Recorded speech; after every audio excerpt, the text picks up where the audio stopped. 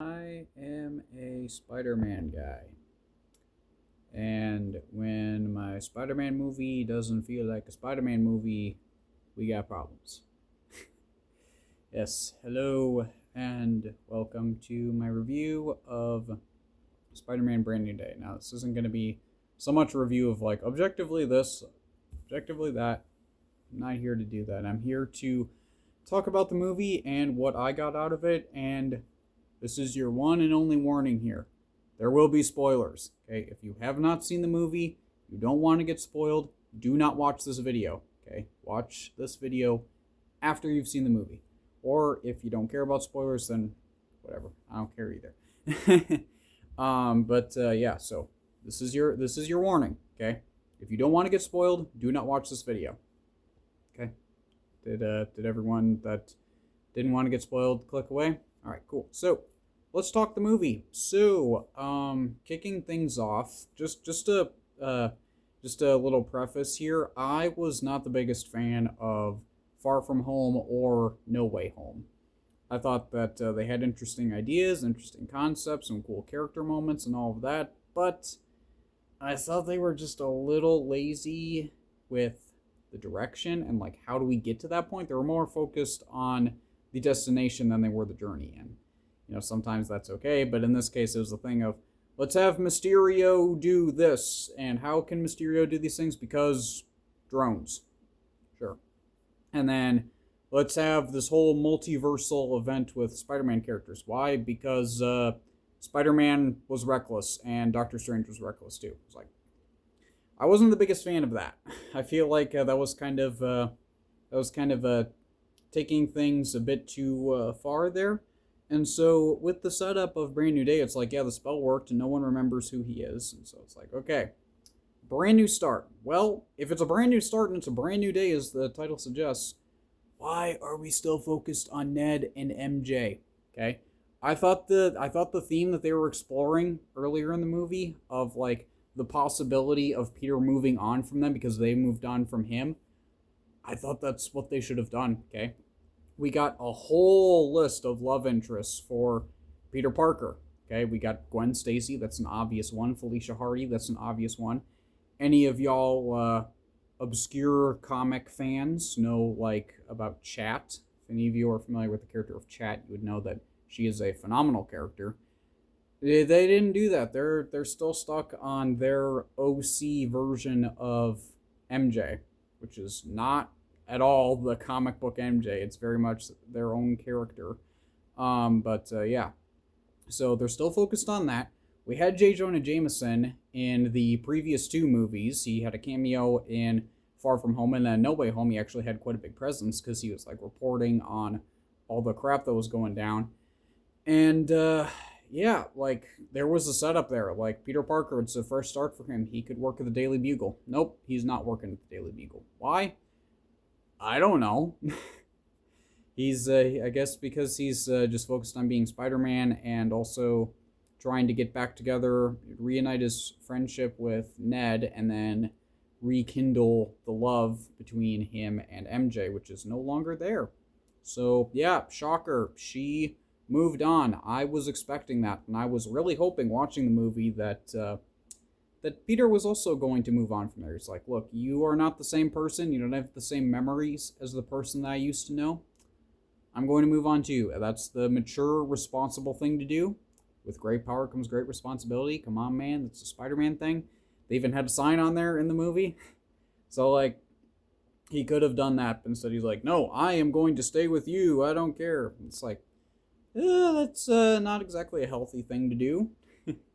But yeah, so there was that. There was that really stood out to me. Now, let's also talk, since this is a spoiler review, we can talk about who Sadie Sink plays. Okay, we all had speculation that she was playing Jean Grey.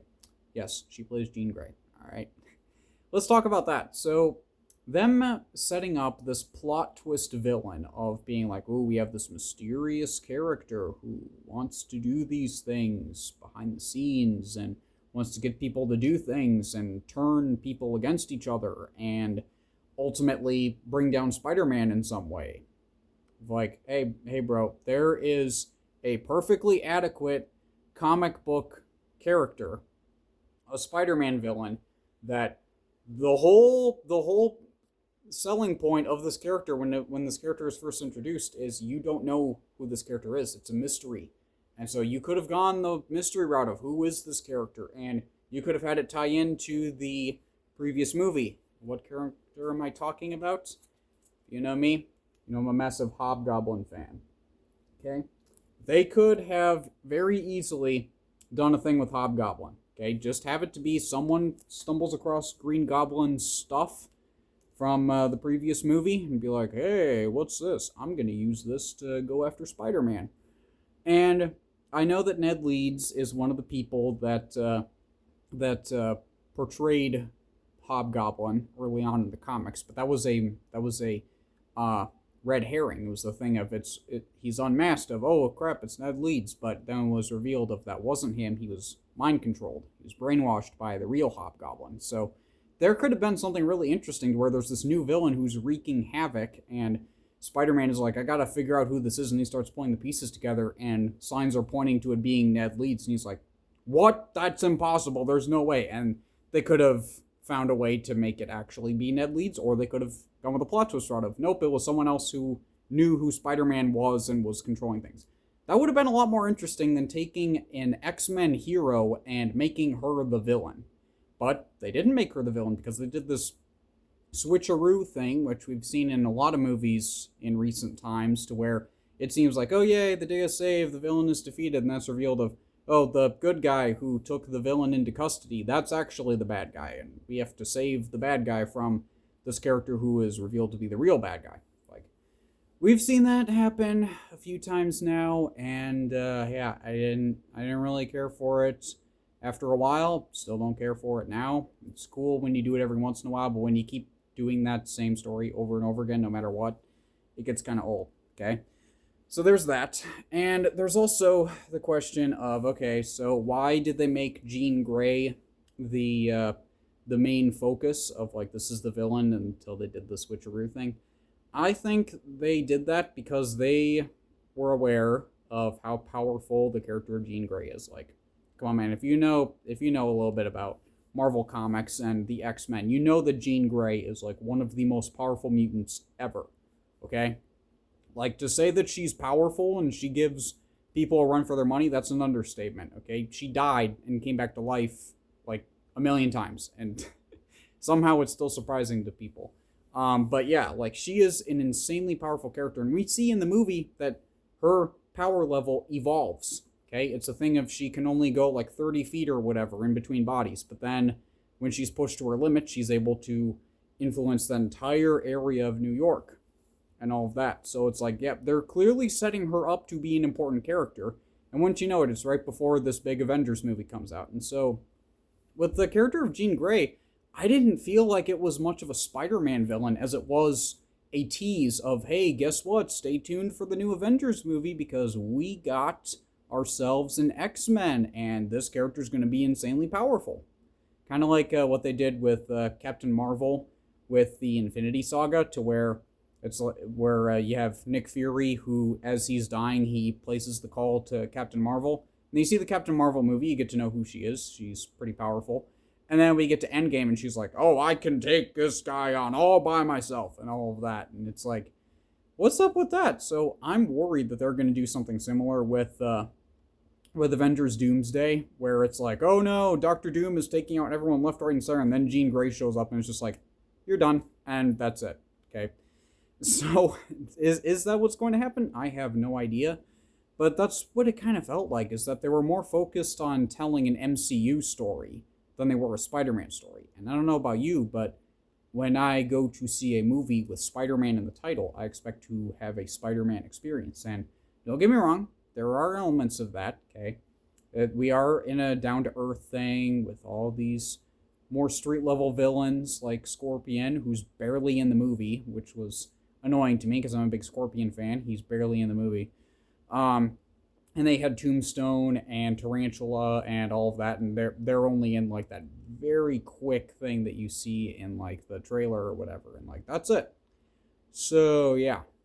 However, there was one character in particular that really upset me, and I feel like if you just take a step back and actually look at this as the way it is, you will see that it's like, man, this character was going up the ranks, and then the character kind of went down the ranks a little bit.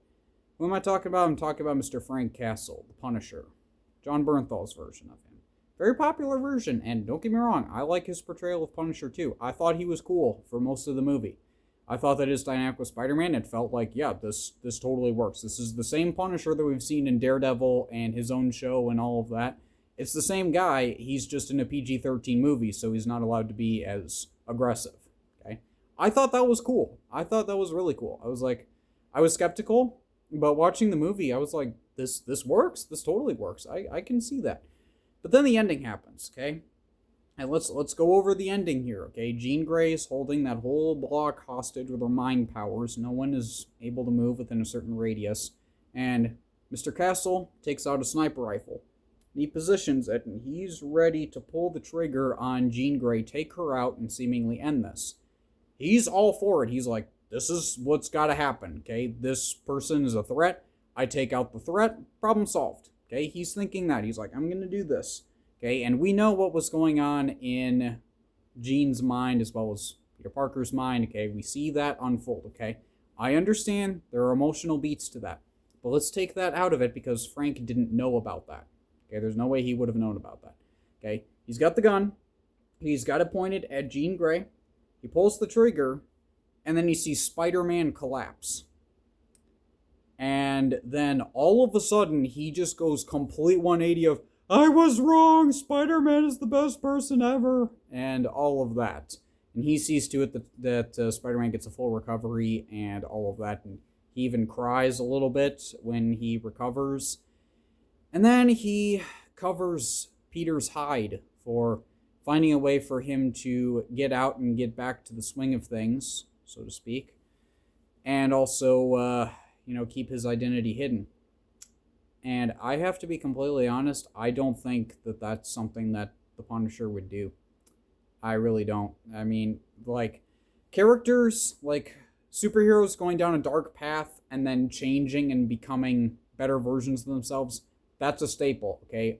We saw that with Iron Man. We saw that with Spider-Man.